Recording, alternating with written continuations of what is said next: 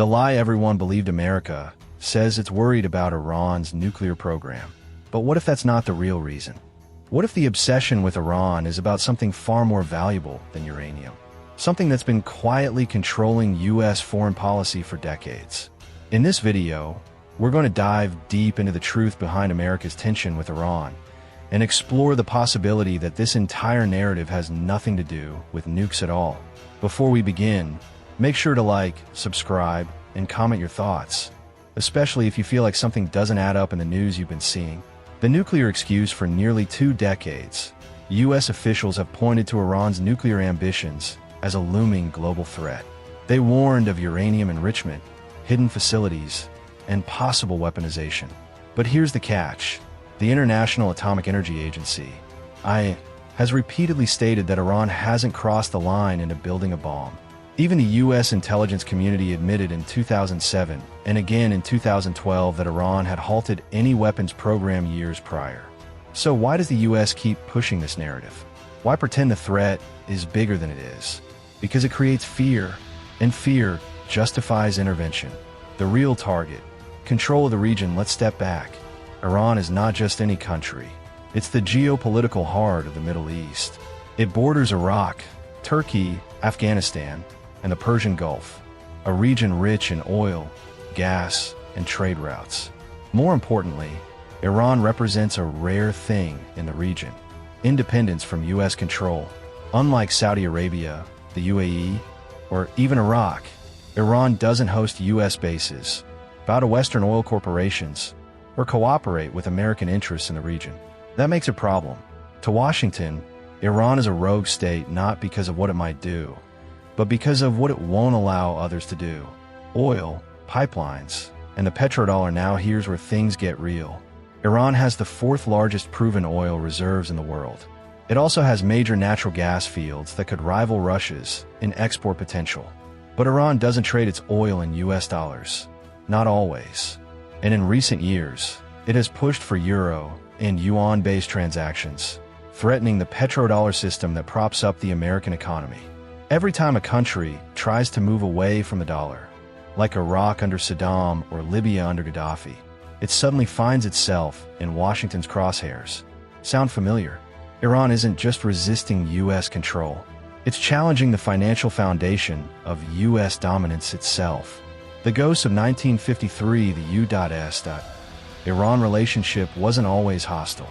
Back in 1950s, Iran had a democratically elected leader, Mohammad Mossadegh. He wanted to nationalize Iran's oil, taking it out of the hands of British and American companies. So the CIA staged a coup.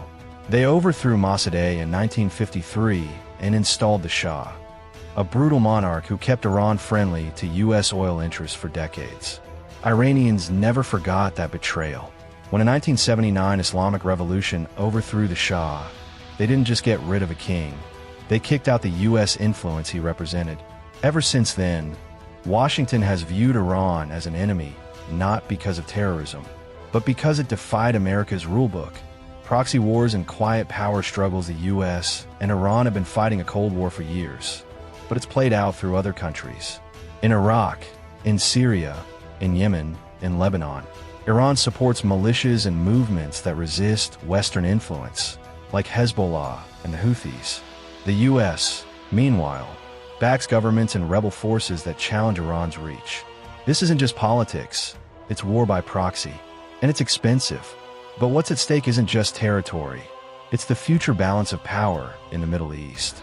Who controls oil routes, sea lanes, and military alliances? The U.S. wants that answer to be Washington, not Tehran. Sanctions as warfare. Since the early 2000s, America has waged economic war on Iran through crushing sanctions. These measures have devastated Iran's economy, limiting access to food, medicine, and global trade. But here's the twist. Sanctions haven't stopped Iran's political or military ambitions. They've hardened them. Iran turned inward, investing in domestic industries, cyber warfare, and regional alliances. And now, it's stronger than ever in terms of influence, even if its economy is struggling. Which raises a big question. If sanctions don't work, what's the next move? The role of Israel and Saudi Arabia, two of America's closest allies in the Middle East, Israel and Saudi Arabia, are also two of Iran's biggest enemies. Israel sees Iran as an existential threat, especially with its support for Hezbollah in Lebanon and Hamas in Gaza. Saudi Arabia, a Sunni monarchy, views Iran's Shia leadership as a regional rival. Together, they've lobbied Washington for decades to take a harder stance on Iran. In many ways, America's posture toward Iran reflects their influence just as much as its own national interests. So when bombs drop or sanctions escalate, it's not always about democracy or peace. It's about power, alliances, and old vendettas. The cyber front and the information war, modern warfare, doesn't just happen on the battlefield. In recent years, the US and Iran have clashed in cyberspace, with hacks on oil infrastructure, nuclear facilities, and military systems. And the war of perception is just as important. Each side frames the other as the aggressor, spinning narratives to win hearts and minds around the globe. But the real danger, one misstep in the digital realm could lead to real-world escalation. And unlike missiles, cyber attacks don't always have return addresses. It's a shadow war, with no clear end in sight. What if it's about empire? Here's a thought most people don't want to say out loud. What if America's issue with Iran isn't about protection, peace, or global safety, but about empire? About maintaining control over a region that fuels its economy, supports its allies, and deters its enemies. Iran's refusal to play ball, to host bases, sell oil and dollars, or obey US-led coalitions, makes it dangerous not because of what it might do, but because of what it refuses to do. The war narrative isn't about nukes. It's about resistance. What happens next?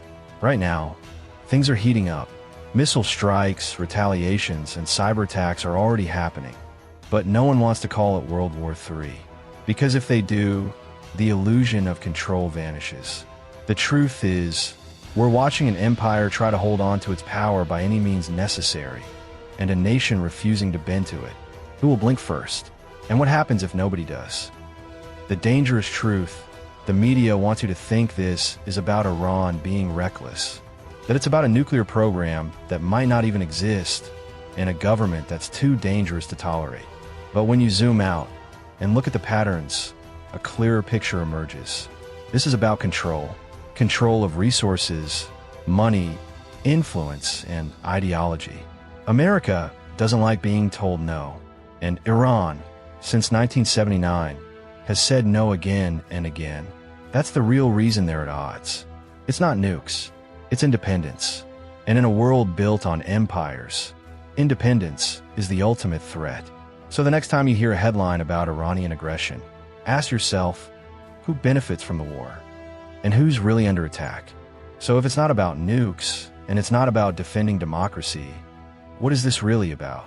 The deeper you look, the more it becomes clear. This conflict is about global influence, economic control, and ideological dominance. Iran represents one of the last strongholds of resistance to the West's vision of a US-led world order. It controls the Strait of Hormuz, one of the most vital oil choke points on Earth. It's allied with Russia and China, America's two greatest strategic rivals, and it dares to challenge the petrodollar system by trading oil and other currencies. In the eyes of Washington, that makes Iran more dangerous than any nuclear weapon ever could, because nukes can be counted, monitored, and deterred. But an independent regional power, with influence stretching from Lebanon to Yemen, and a willingness to bypass the US dollar, threatens the entire foundation of America's global dominance. This isn't a war about a single bomb or missile. It's about shaping the future of the Middle East, securing global energy markets, and maintaining the supremacy of the dollar-backed system that has allowed America to project power for decades. The truth no one wants to admit? Sometimes wars aren't started to protect peace. They're started to protect power. So the next time you see headlines about uranium or missile strikes, ask yourself, what are we really fighting over? And more importantly, who actually wins? And who pays the price? If you found this breakdown insightful, drop your thoughts in the comments. Because the real story is the one they never want you to question.